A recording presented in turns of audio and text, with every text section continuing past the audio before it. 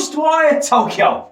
There it is, in all of its glory. Now I know I'm late to the fucking GhostWire party. I know. You'll have to forgive me. But I just played this, because I got it on sale in the PlayStation sale. And I thought, you know what, I need to make a fucking video about this, because this was rough. Honestly, I'm not going to lie to you. I'm going to be honest right from the jump, alright?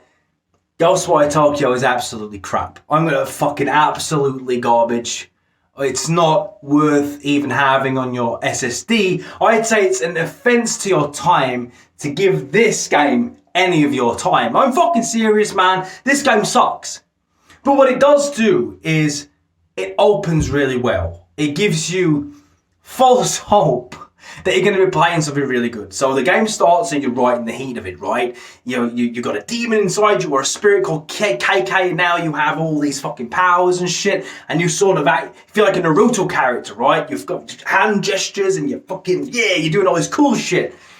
But the game gives you a really strong vertical slice really on, and unfortunately, that's all you need. Like, everything else in this game is copy and pasted.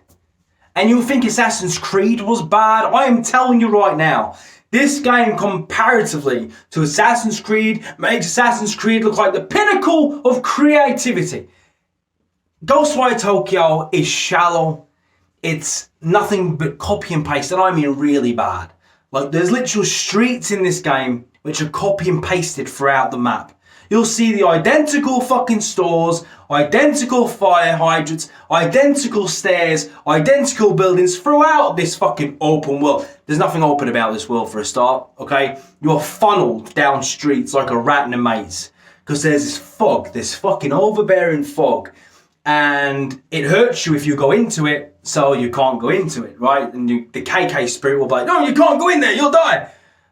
So you have to go purchase shrines, which then open a bit more of but the world is so boring to explore. There's nothing in it, nothing to do. Everyone's fucking dead. It's just you and your hand powers now, right? Which I'll admit, they're fun. They're fun at first, all right? You have three. You have water, elemental, fire, and you have wind. Right, so the fire one is the coolest of them all. You feel like TN doing his tri-beam. You're like, you can power it up as well, so the ball gets fucking bigger. Really makes you feel like TN attacking in perfect cell when you do it. And then the fucking fire just fucks them up, right? And then you have water, which, well, it's not exactly water breathing from Demon Slayer, so don't get excited. He just kind of like, he kind of does this. And that's like starts to spin it a little bit, and it's a crap is one of all of them. You'll never use it. And he starts to spin it and then just throws the water like a frisbee. It's fucking god awful. And then there's a wind one where it's like this. It's like it's like a fucking gun. It's like a wind one, but it's not really wind. There's nothing really windy about it. It's like a green, like fucking. It's sort of like what it's like. Don't freezes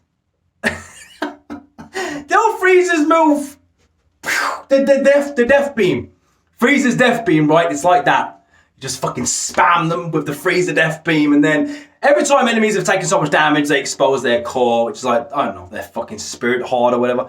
And then you just throw, it's so ridiculous. You throw like a fucking spirit whip, and you pull it out, you thread it out, and you fish that shit, and you kill them. Now, look, that's really fun. It is. At first, it's fun, and you're fighting little spirit girls and other spirits, and headless people and bitches with big scissors, very Silent Hilly at times.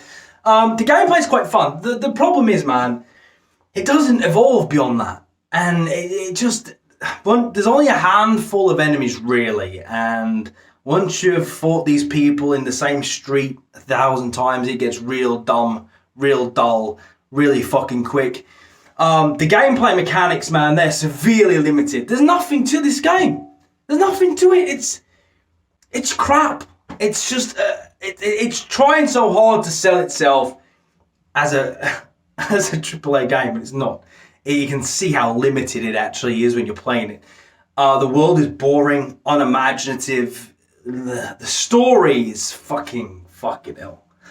It starts really good though, and there's some really cool like horror elements in the beginning and the start, which I really liked. It's very Japanesey, which is always a good. You know what I mean by Japanese? It just isn't fucking mental. Like it's fucking fucked.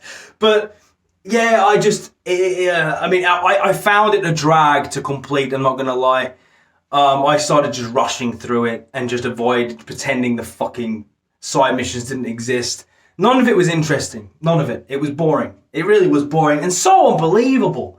Like, you know, I'm a guy who enjoys fiction and fantasy. I can leave my fucking, you know, what's the phrase, sense of disbelief at the door, whatever. But this was too much. It was just fucking crap. There was no real anchor to bed you down into the story. You didn't care about KK. You don't care about the main character. You don't care about the villains. You don't care about anything going on in GhostWire Tokyo. You just don't, and you won't. The game is, I would say, man, I got this on the store on sale, and I'd say we paid too much. Honestly, I'd say wait till it's for free. If you can grab it for free one day, it's worth a try, but there's nothing. This game offers you nothing in terms of an experience that's gonna really stick with you for a long time. Let me tell you. Yeah, GhostWire Tokyo.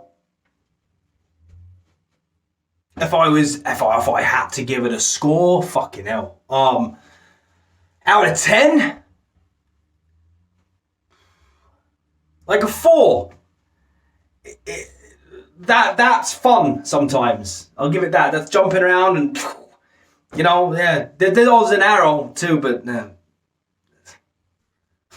there's an arrow. That's it, GhostWire Tokyo. Review in the books. Done. 4 out of 10. Don't buy it.